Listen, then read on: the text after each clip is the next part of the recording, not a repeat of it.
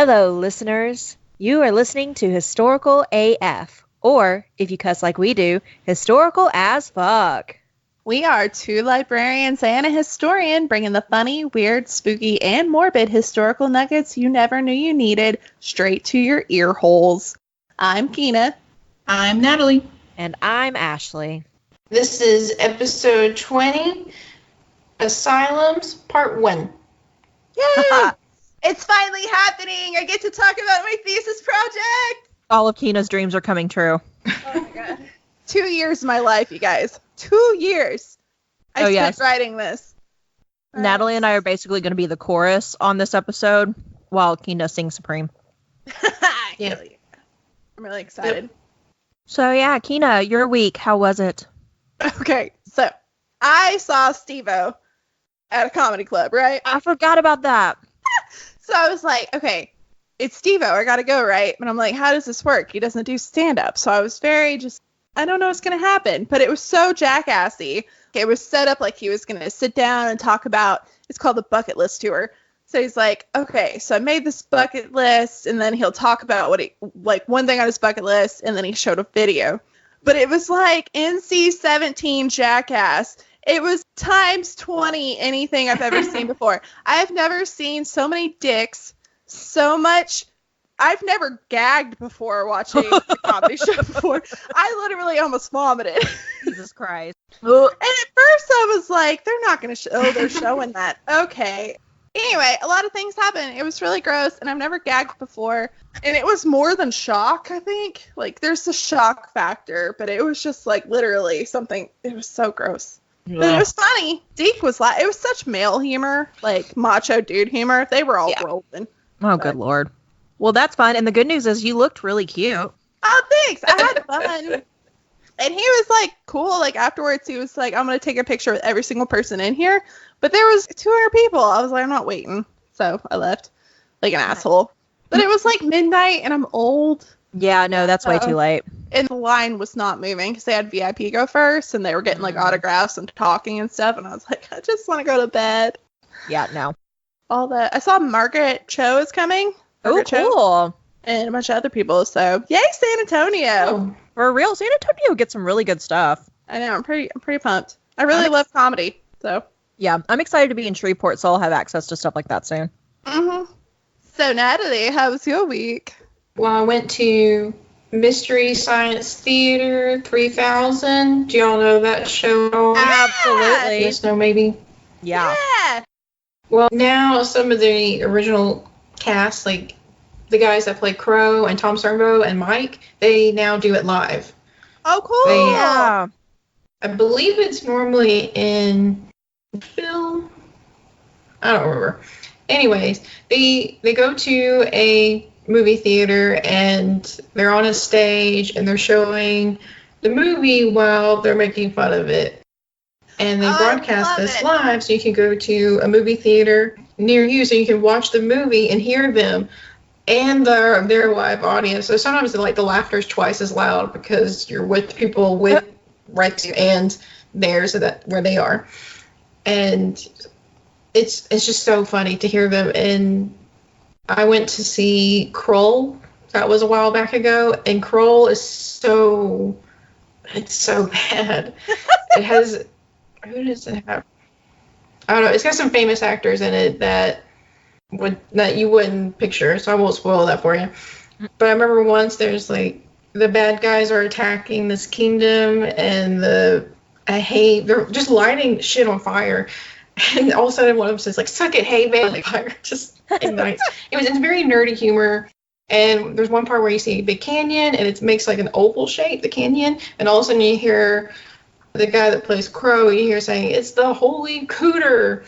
And it's priceless. Love it.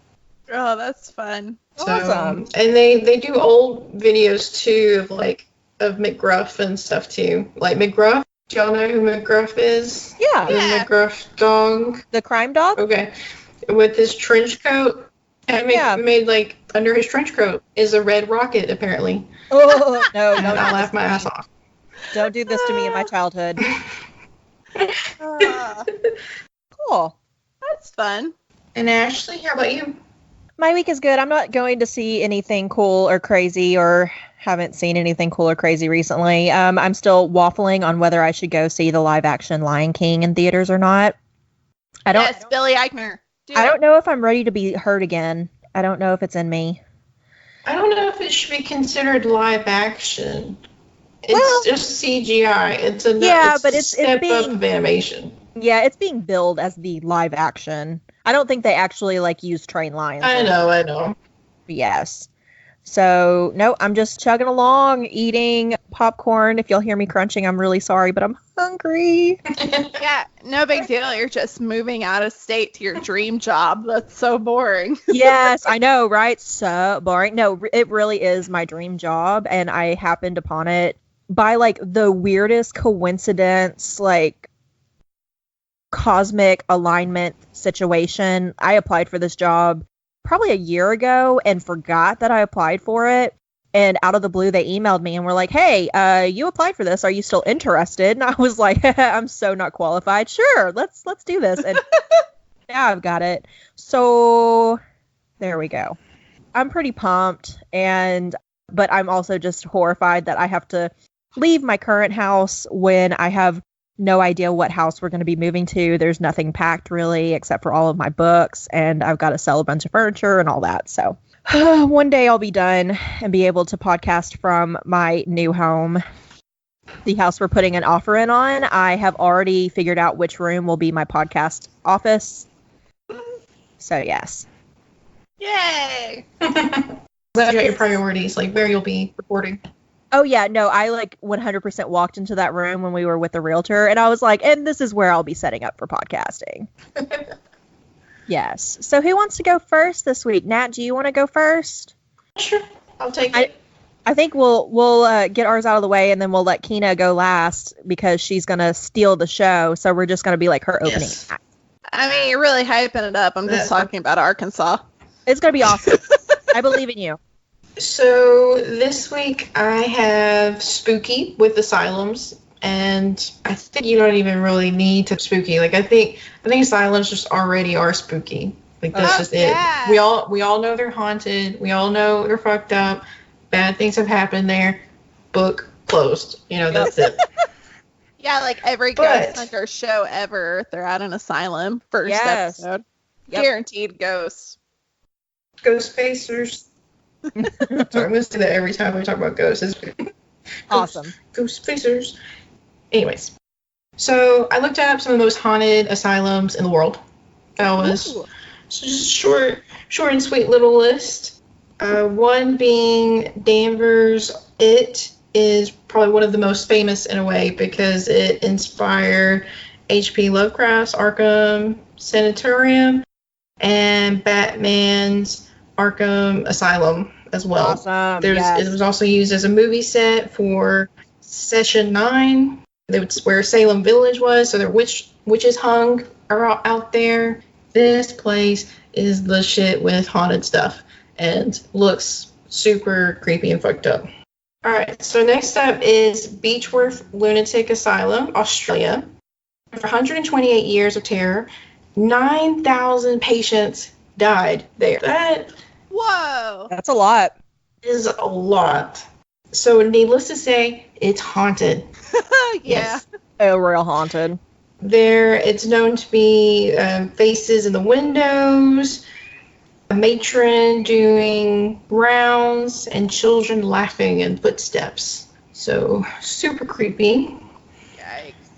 Next up is Trans-Albany Lunatic Asylum. It was built in, there we go, yep, in the Civil War time. It was built for 250 people, but actually it had 2,400 people shoved in. So 250 to 2,400, that's a pretty drastic difference. Charles Manson was actually known to be there. There were experimentations, cages, people being lobotomized with ice picks, which sounds super comfortable. Sounds like a spa day. People chained. And so with it being haunted, during the Civil War time, there were ghosts of soldiers. And there was a few people, I think the name was Ruth, of one of the inmates or patients. Sounds like inmates, but patients, I guess, with air quotes. They did call them. They attacked. Yeah. Okay. They were. Ruth was known for attacking visitors. So be careful for Ruth when you're there. But the building is still open now. So right now there's actually war reenactments, like Civil War people go there to reenact. Zombie games, balls, like a Cinderella ball, a party and everything. So events still actually happen there to this day, which I have to admit I probably step a foot in there. Yeah. I actually want to go. I know, I kind of do too. I'll wait in the car. We'll get into it with my story, but like the asylum I'm doing, they're a part of this group called Kirkbride Asylums, and all the ones you're talking about, except for the Australian one, are Kirkbride, so they all would have looked exactly alike. So I want to go to one of these so that I can understand, like, stand and what Arkansas would have looked like. Yes. Oh my gosh. That would Spoiler, be so like, cool. Arkansas. Yeah. But, like, it would be really cool to go to one of these places and wear, like, a ball gown. Right? And get haunted. Probably not so much cool on that part, but yes. Anywho. Next up is Waverly Hills Sanatorium. It was mostly known for tuberculosis treatment, and there were experiments, of course, on the patients. You know, like there were 63,000 deaths. Oh, wow. That's a lot. So if you thought 9,000 was bad, let's multiply that by a little bit, and let's get up to, 63,000. A known ghost there would be Timmy, little Timmy with a ball. He's actually on tape. People have recorded him in the hallway. There was a nurse that hung herself in room 502, and another nurse that lived there, she jumped out of a window. Yikes. And you can see them sometimes. You can hear echoing screams in the distance and footsteps as well. So, super creepy. Oh, man. Next up is a psychiatric hospital. And I believe this one was in Korea. And it was known for dying mysterious deaths. And people claimed that the doctors there were actually keeping the patients as hostages. Oh. And some doctors were even going just as insane as their patients, creating experiments on them and just horrendous stuff. But you know what? That didn't close the asylum. It closed for sewage problems in the building. What? So I think it's hilarious that that's what stopped them. Wow. Another one is the Rolling Hills Asylum. They had handicapped people, orphans, widows, the criminals, alcoholics, other people with addictions. So a little bit of everybody. It was from 1827 and also had 1,700 deaths in there. And they have what's called the shadow hallway. And walking down there in the corners of the darkness, you can see faces and people standing there. So, last one is the Nurentrum. It's in Austria, Vienna. It's the Fool Tower. It was built in 1784. It's actually one of the oldest asylums in Europe. It's now actually a museum. It has 4,000 abnormalities in there.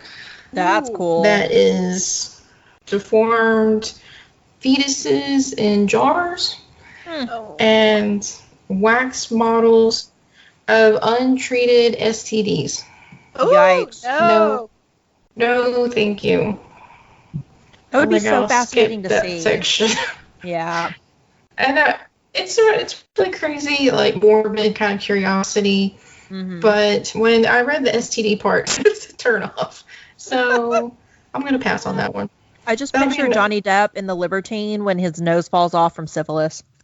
Oh, yeah. Oh, that's so gross. Anyways, that was the last one on my list. So that is some fun little tidbits of some of your most haunted asylums in the world.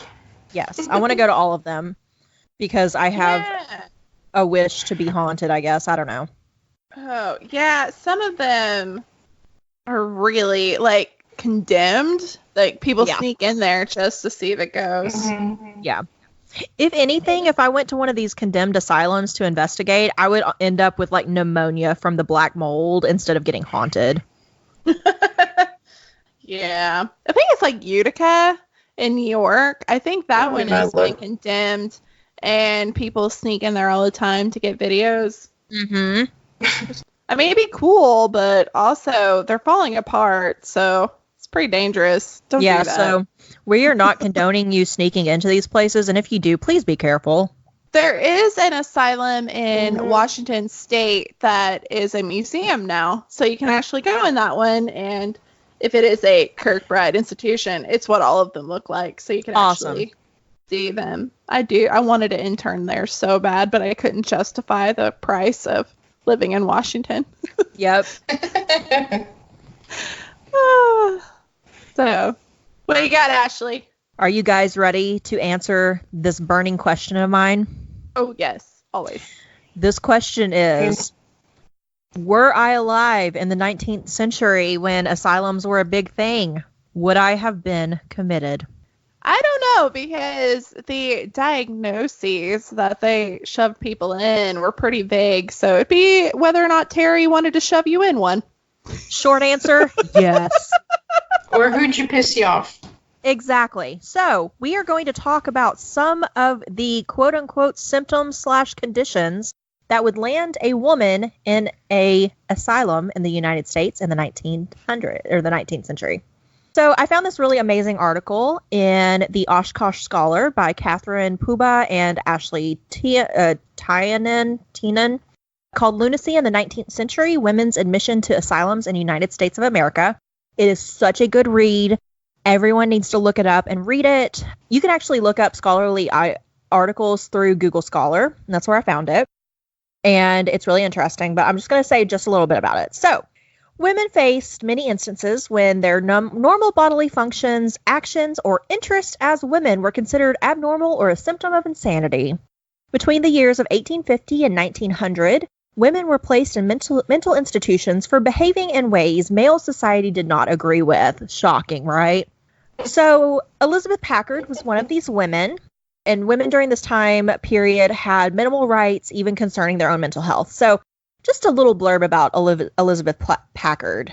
She is a really important example of the questionable institutionalization, that's a hard word, of women with the plight. Her full name is Elizabeth Parsons Ware Packard. Mrs. Packard was a teacher in Jacksonville, Illinois. She was the mother of 6 children, and when her husband committed her to the state hospital, he admitted her because she disagreed with his religious beliefs as a pastor. What the fuck? That's what I'm saying. This is up to Terry. Like, you could, like, sneeze and be like, ugh, you're insane. Like, right? Put you in for no reason whatsoever. The devil made her do it. So, by having her own religious opinion, Mrs. Packard stepped out of the boundaries of what was allowed for a woman at the time. And after 2 years in a state mental hospital as a sane person, or being ruled as a sane person, Mrs. Packard took her case to trial to prove her sanity. The court agreed with her, and in freeing her from the hospital led to her efforts to divorce her controlling husband. So, good on her. She actually divorced her man because he put her in there. Hell yeah. But she could have just stopped there. Divorced, walked free and clear. She continued her battle for women's rights. Until her death, she fought for a married woman's rights by lobbying in the state legislature and writing books about their rights in her personal fight. So, boss-ass bitch a little bit. Mm-hmm. The symptoms that would qualify a woman's need for admittance during these times would be considered controversial in present day, obviously, such as depression after the death of a loved one, use of abusive language, well, we're all fucked, and suppressed menstruation. These would all land you in there. And suppressed menstruation is a lack of a menstrual cycle, and these would all be accepted reasons. But here's the thing. You could be admitted to the hospital by your husband, your brother, your father, your male guardian in some way. And then after you were admitted, then the doctors would work with you and figure out a diagnosis that would keep you in there, which is horseshit. But yes, so I'm holding everyone to it now. Don't let my husband throw me in an insane asylum. So to close it out, here is, because I told you I'm keeping it short this week, here is a list that is this beautiful table they included in this article I found of information about women admitted to Mendota Mental Asylum between 1869 and 1872. There's a 17-year-old who is insane by suppressed menses because she doesn't have a period. There's a 50-year-old insane by religious matters. 39-year-old insane by religious fantasy. A 47-year-old who's insane by domestic troubles. There's insane by unknown cause, where they just go, oh, she's crazy, but we can't pinpoint it, so she got to stay. Heredity. What's the domestic troubles?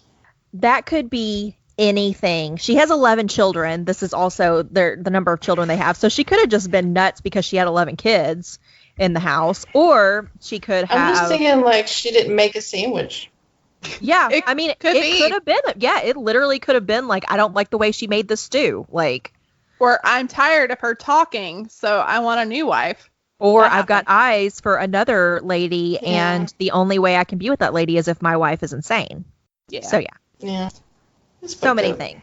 A lot of times, the people that worked at the asylum, like the superintendents, they would end up committing their own wives because they'd be tired of them, too. Yep. That is a big thing. Yeah, there's also instances in this paper of the warden, basically, of one of the insane asylums that committed his own wife, and then he got in trouble for committing his own wife. But yeah, so some of the other reasons on this list are overexertion.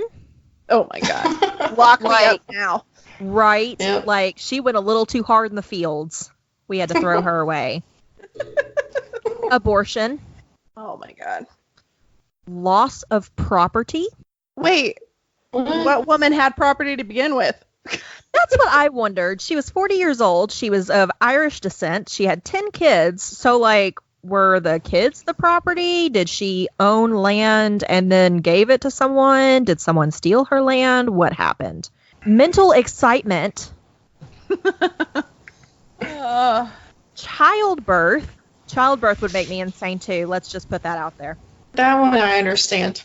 Yep. Postpartum. They would lock you up postpartum. For that too. They didn't know what it was. Yeah, my favorite story, The Yellow Wallpaper. She was locked up, the main character, for postpartum depression, and being locked up made her crazy. Mm-hmm. Spoiler. And then last but not least, nymphomania.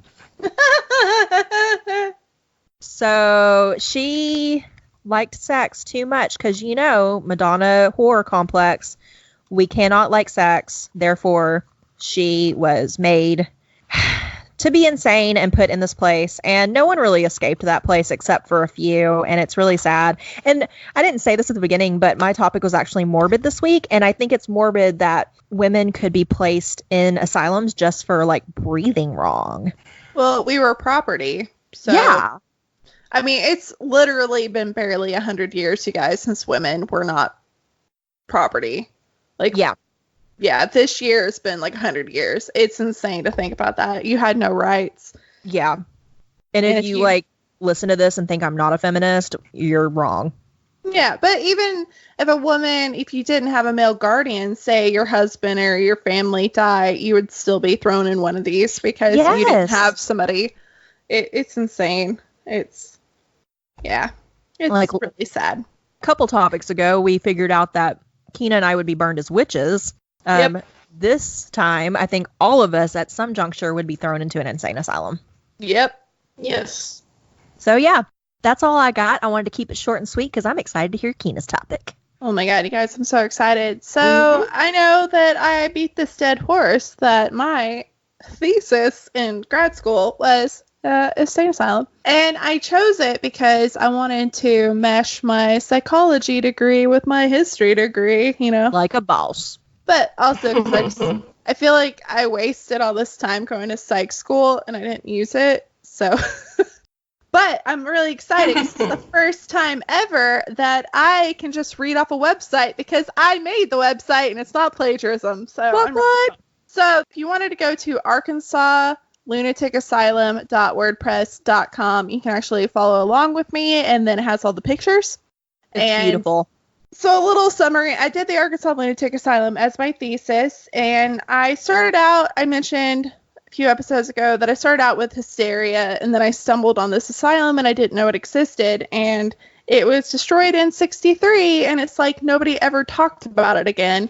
And all the documents, photos, everything about this place were just spread all over the state of Arkansas, and nobody touched it. I think one person did an article in like 1993, but it just kind of baffled me that this building that was like half the size of like Little Rock, it was on a giant hill in Little Rock, which it's not the biggest city in the world. I mean, let's be real, but for the city size, you would have seen it from anywhere in this area. So I decided I wanted to do that. So if you go through my website, I do have a disclaimer that you do use words like lunatic and stuff like that, but that's just because I'm using it in historical context. I'm not using it to be, crude or crass or to belittle any kind of mental illness. That's just the historic terminology at that time.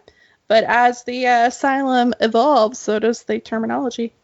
So, like mental health care, they both kind of touched on it. So before the 1800s, mental illness was viewed as like superstition and demonic possession. So the most famous asylum at this time was Bethlehem. If you think of the asylum where people are chained to walls and dark, cold rooms and just tortured, that's probably Bethlehem is what you're imagining. But like the Enlightenment happened, people are like, hey, maybe we should treat these people like people. And it was like this light bulb just went off, and people were like, huh, maybe we should do that.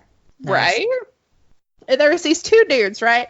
One was named William Tuke, and he was in England. And then there's Philippe Pinel, and he was in France. And at the same time, but not together, they both came up with this idea of what they called moral management, which is, let's take these people out of chains, put them in an environment that's curative where they can like go for walks and talk to people and have fresh air. And this will cure insanity, which think of it in terms today. Like this was a groundbreaking medical discovery that you should treat people like people, which just baffles me.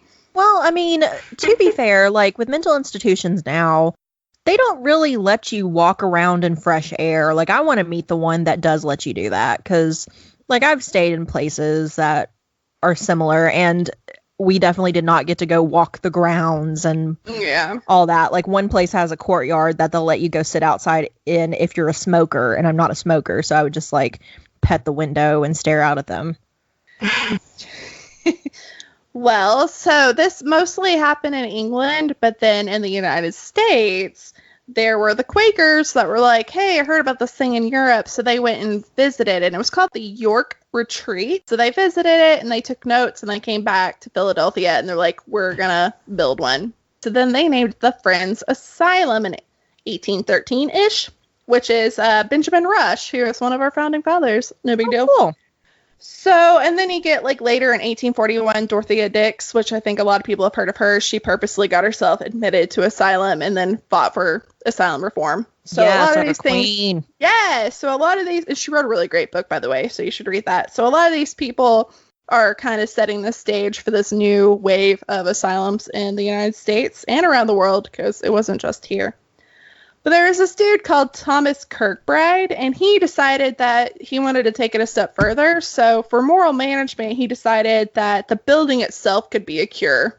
So the buildings were designed so you had like the center area that would be like a courtyard inside, doctor's offices, everything for socializing, and then it would have these wings that went off to the side, and that'd be where the patients stayed, and like the louder patients would be at the end so they don't disturb the quieter patients. It was like a whole thing. But they also had things like bowling alleys, canteens that had like booths and pie things, like crazy. And he decided he was going to write this book as like a blueprint, how to make an asylum in the United States. And it went over so well that they made it the actual official guide to building asylums. It was called On the Construction, Organization, and General Arrangements of Hospitals for the Insane. So, a mouthful. And by the 19th century, over 69 asylums using this Kirkbride plan were built in the United States. And by 1883, almost every state had one except for 5. And I bet you can guess that Arkansas was not one of them. So here we go to Arkansas. So, Arkansans were really frustrated because at this time there were no laws except for one that helped the mentally ill in the state. And it was called a pauper law that said that if you were mentally ill and your family couldn't take care of you, you were put in a jail and a poorhouse. Yikes. And these jails and poorhouses were overflowing. And people are like, this is inhumane. Every other state around us has something. We have to do something. So there were like newspaper articles, which I have a lot on this website, so you can actually see what people are writing. And it became such an issue that this state legislature was like, we have to do something or else they're going to start rioting, which good on Arkansas to be like, we have to take care of our mentally ill. Yeah, that is quite shocking. Yeah, so it says they call to attention to a great want and necessity for the state insane asylum, adding everyone is thoroughly convinced of the pressing need of such public charity and benefaction. So it does warm my heart a little bit that Arkansas was like, it was the people of Arkansas that made this change, not the government. And this is kind of rare for a lot of states because a lot of the states were just the government in charge. I wish Arkansas still had that energy. Right? And one of my favorite quotes, and I have the newspaper article in here, but it says, we want a state lunatic asylum, and we ought to have it even if we have to mortgage the state house to get the money to pay for it. Which, yes. If you're not from Arkansas, the state house was our original government seat of office, or capital, if you will. And a lot of them were aware of all the other asylums because newspapers, every time like somebody be admitted from Arkansas, there'd be an article about like such and such is in Kentucky now working on her health. You know, it was, so people were not like numb to this whole thing going on. Good. So the government does respond, and one of our legislators named H.M. McVeigh wrote this whole big thing, but the little snippet of it is asylums ought to be established without delay. It is disgrace to the state that her lunatics and insane persons should have to be confined in her jails and penitentiary along with criminals. So finally in 1873, somebody was like, we need to stop putting the mentally ill in jails. It's cruel and it's not a good look. So at this time, they were like, okay, we got to do something. And it did pass in 1873 on January 11th that there would be a state-funded asylum, state-funded and ran, which is a big deal, which means the state itself was paying for everything. But if anybody knows anything about Arkansas, we were pretty poor. And Act 66 appropriated $50,000 with an additional $10,000 a year for expenses. But in 2018, when I wrote this, that was $1 million and then $210,000 a year. Wow. That's a lot of money. It is. That's a 2003% inflation rate. Jesus. I can do math. But the push for Arkansas, like an asylum, had a really difficult start because construction halted because of political corruption, an empty treasury, and the 1870 Brooks-Baxter War, which Arkansas had a really rough time post-Civil War. The Reconstruction era was one of the hardest in Arkansas because we were already poor. And then you had all these corrupt politicians, and one of the biggest things is that people were building a railroad through Arkansas, but they didn't have the money to pay for it because they were, funneling money into their own pockets. So one of the fun facts that came out of that is Arkansas is the only state in the country that cannot spend money unless they have it in cash. So right now, Arkansas can never go broke because they can't buy anything without having the money pay for it. And this stemmed from this era. Huh, that's interesting. Right? They have that rule now. It's in our Constitution. Awesome. Or yours. I'm not there anymore. But Natalie's, because I won't be there anymore. I'm here. So with that money, it wasn't enough to really do anything, but they did buy 80 acres of land, which if you're in Arkansas would be Markham, where UAMS is today. Oh. And they bought it for $16,000, which is about $354,000 today, which 80 acres. That's a lot of inflation. That's a pretty good chunk of land. It is.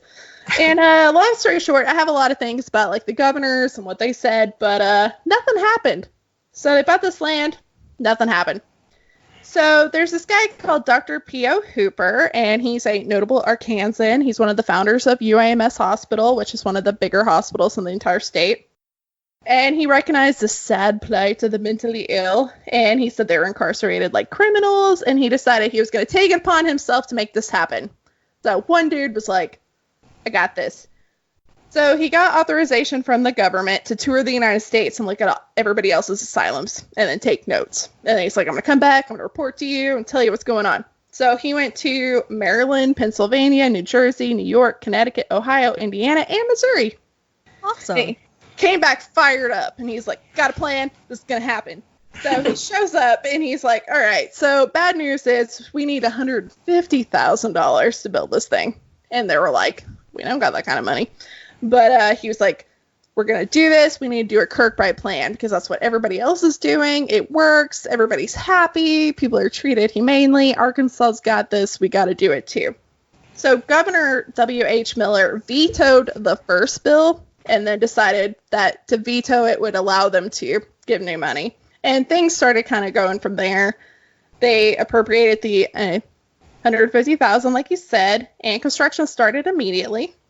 So a lot of things with the Kirkbride plan is that you have to have a plot of land that has water because you have to have enough water to put out fires and have bathing and all that good stuff. So they decided that the land that it was on was going to work. They started building it, and they used a architect that built 3 other Kirkbride asylums. Oh.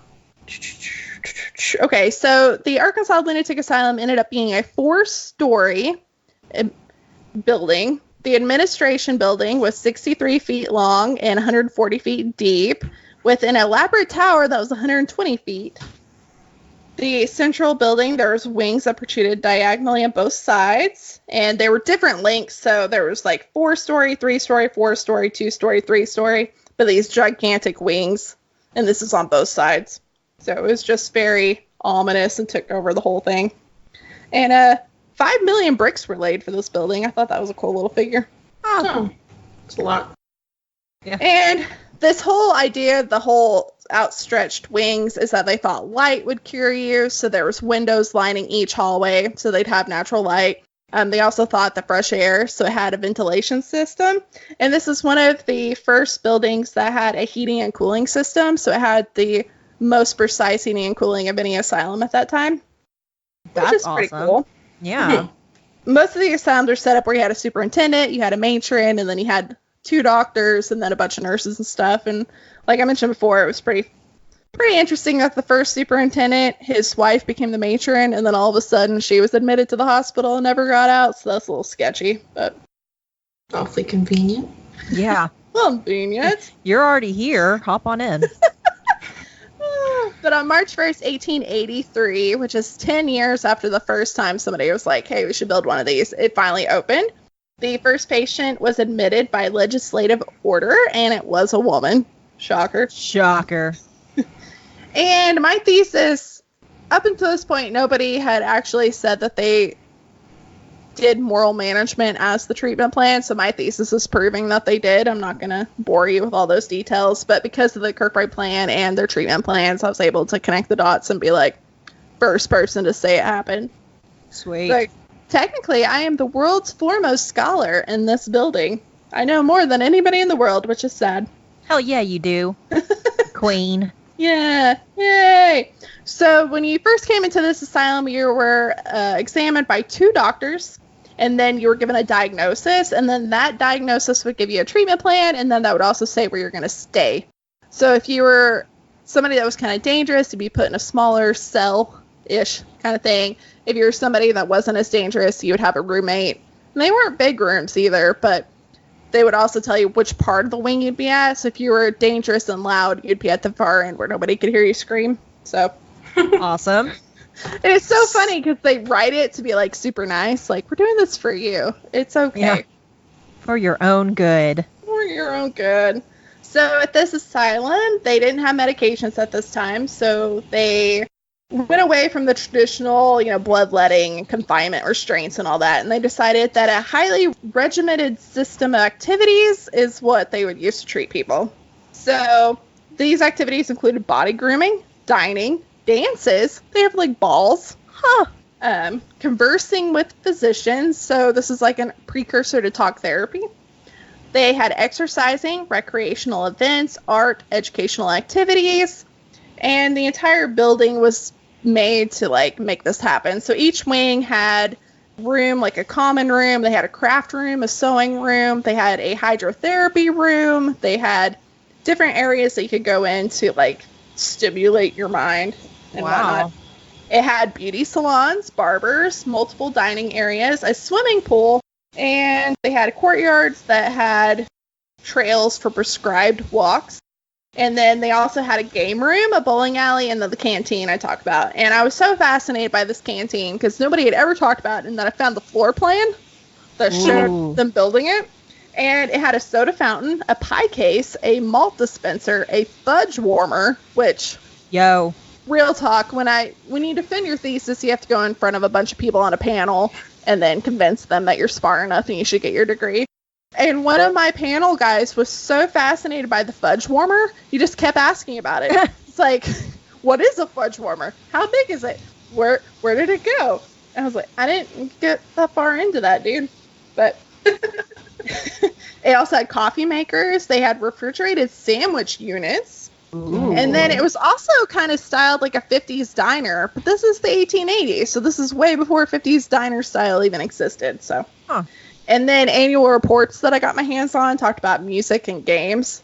So they had occasional dances. So there was newspaper articles about how all the lunatics got together for a cute little dance, you know, co-ed dance and stuff. Awesome. Yeah. Hydrotherapy was a big thing. If you've ever been to any of those buildings that do like spas where you're sitting in those like tubs with electricity and stuff, totally not healthy to shoot electricity in there, but they really thought it would help. I don't know how many people died, but...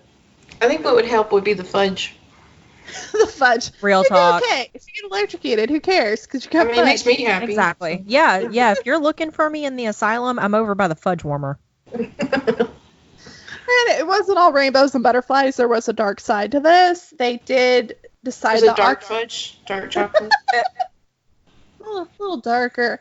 They decided that occupational therapy, I'm using quotations, was also a treatment, but that meant manual labor.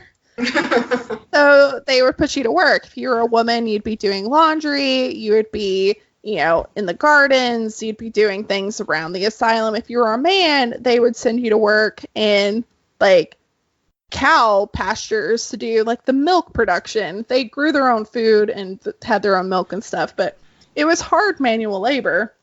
And the superintendent said the manual work done by the patients in and around the hospital is for their mental and physical well-being. So they justified all this extreme work. It's the same work they would have done at the penitentiary for the prisoners. Yeah. Chain gang kind of stuff.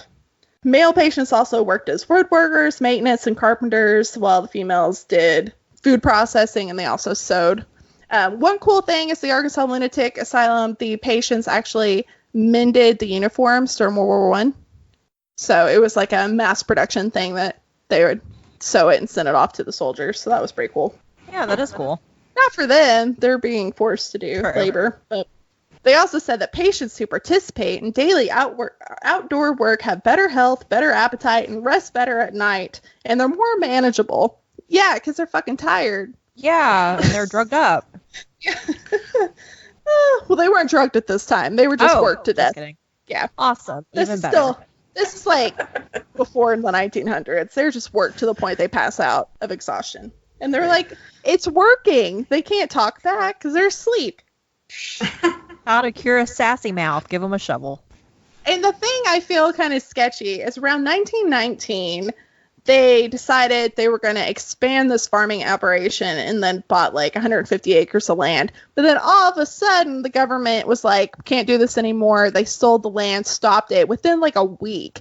Nothing in government happens that fast. So something sketchy had to have happened. I know there were some murders and some like weird stuff like that. But if anybody's out there looking for a thesis project, you need to do these work farms because there's something here. I just didn't have time to get there, you know. But, you know, this whole optimism of moral management was very fleeting because, you know, psychology and psychiatry actually became a thing. And they were like, hey, we can give you medications and, you know, more than fresh air will cure you. So the asylum as we know it wasn't needed anymore. But a lot of these asylums were built to fit either 150 or 250 people, kind of like what you said, Natalie. But the need for them got to like the thousands. So all these buildings were just exploding with people. They were falling apart. It wasn't really working. They were overcrowded from the first month.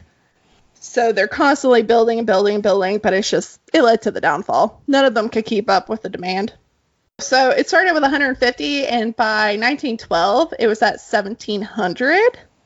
And then by the time this asylum was destroyed, it was around 6,000 people. Wow. Also, it evolved. The name changed a lot. So it was the Arkansas Lunatic Asylum. And then by 1901, people are like, that's not nice. So then they called it the Arkansas State Hospital for Nervous Diseases. And then they were like, that's also not nice. So then by 1933, it was the Arkansas State Hospital, which it is today. 1957 is when they canceled all the farm operations because we're like, that's not legal. Let's cut that shit out. And then in the 50s is where it peaked almost at 6,000 people. And then in 1963, they were like, we got to tear this shit down. Trying to remember if I wanted to say anything else. I'm not being funny. I'm just being scholarly right now. Okay.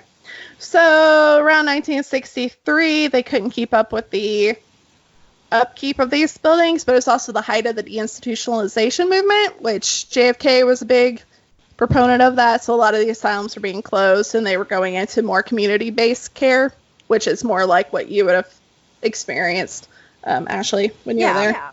Yeah. The Supreme Court actually in Arkansas had this big case called Lindsay versus White, where the hospital was like, we want to buy this land, so we need to tear this shit down because we're going to build a hospital here. So there was a whole lot of things, but the hospital ultimately led to the asylum being torn down.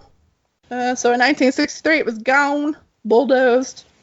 And then there was also a branch hospital that is in Benton, where Ashley lives now. I know where that is. Yeah, but it actually stayed there.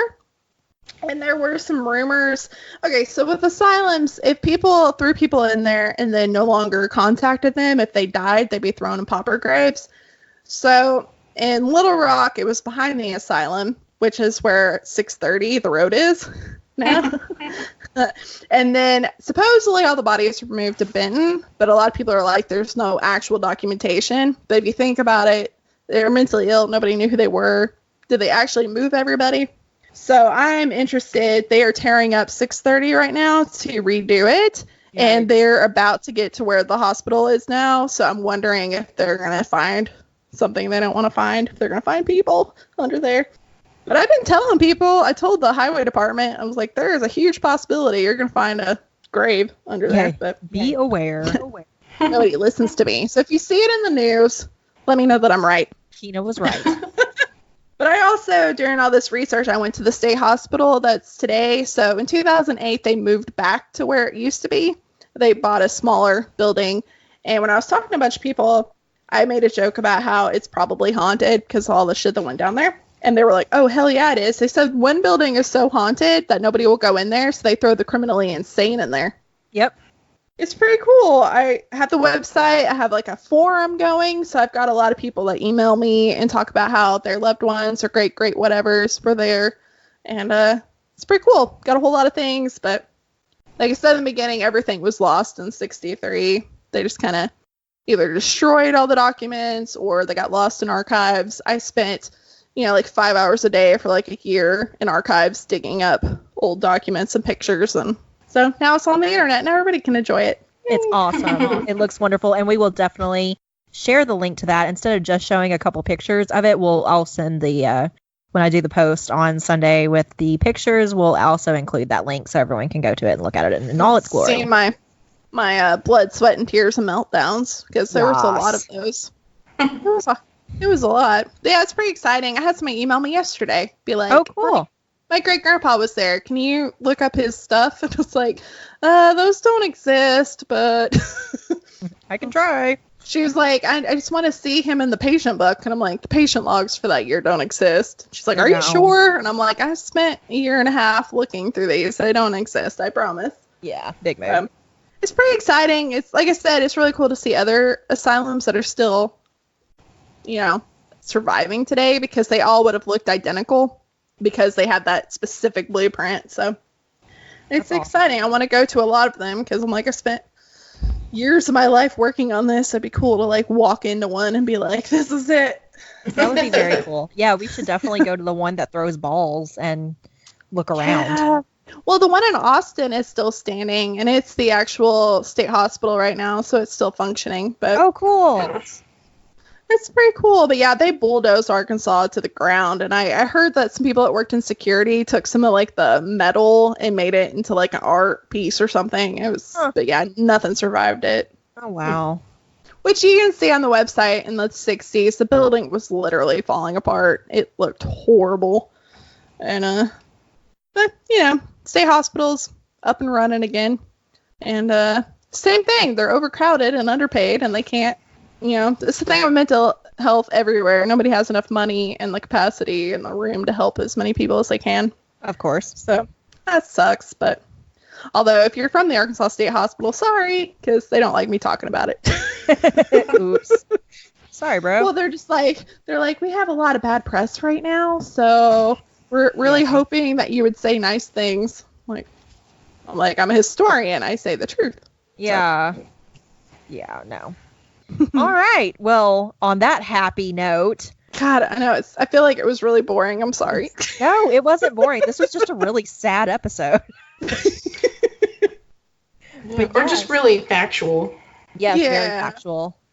Yeah, it's interesting. Mental illness is one of those things like you can't really crack jokes about because it was so misunderstood and so many people suffered, and it's really sad.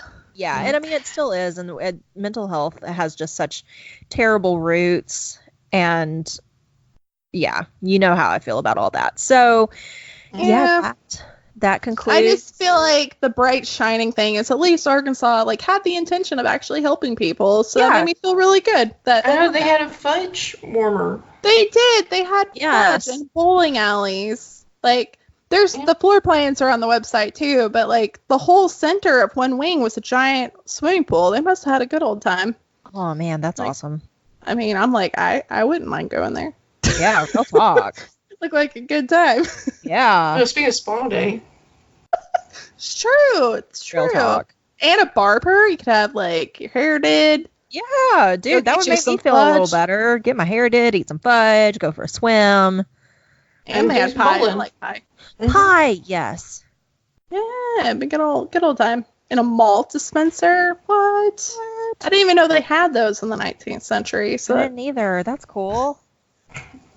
Out of all of that, that's what we learned. Yes. We have to grasp onto the good things. You know, it's funny. I've done this like speech several times, and everybody always goes back to the food.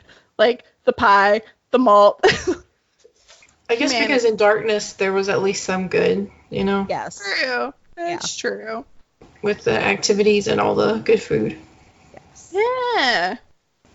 So yeah, I guess that concludes our first week of Asylums. Mm-hmm. Tune in next week for another exciting, happy time of Asylums. Well, one of us has got to do funny. I don't remember who it is, but that'll be a challenge. I have a feeling it's me, but I don't remember. I honestly don't remember. Oh yeah, mine was historical AF. I never said that, but yeah. Mine's random. Next week's mine's random. Oh yes. Okay. We'll figure it out by next week, guys. Don't mind us. Trust us. Okay.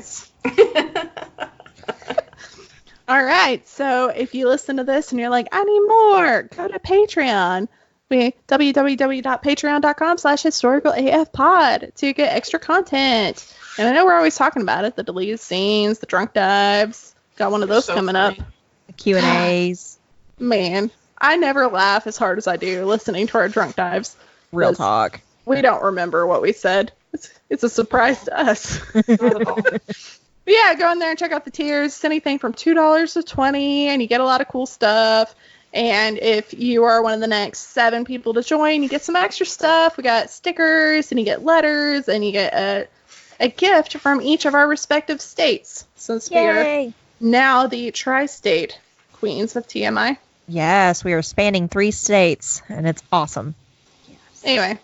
Anyway, if you have listener stories that you want to send to us, funny things that happened in your family, ghost stories, is your house haunted like mine? Do you have a cool legend from your town that you want us to talk about and investigate? Send it to us at historicalafpod@gmail.com. Yeah, while you're at it, join us on Facebook, Instagram, and Twitter at Historical AF Pod. We post a lot of cool stuff. So, like with our merch site, we'll tell you when there's discounts. We'll tell you when things are going up. So if you want the 411 on what we're doing. Yeah, sometimes keep an eye on our Instagram stories, and we will open up the floor to questions and answer them personally and all that. We love interacting with you guys. So, yeah. And speaking of merch, if you would like to buy some of ours, you can go to shop.spreadshirt.com/historicalafpod, and we have cool stuff. We even have bandanas for your dog. That's right. Hell your yeah. dog or cat. We don't discriminate. Not at all. And if you forgot everything we said, you can just go to historicalafpodcast.wordpress.com, and everything is on there. Yes. Links to all your favorite platforms to listen to us, all of our pictures, all the descriptions, etc., etc., etc. Yeah. So, yeah, we will be coming to you next week with the second week of Asylums, and have a great week. Bye. Bye.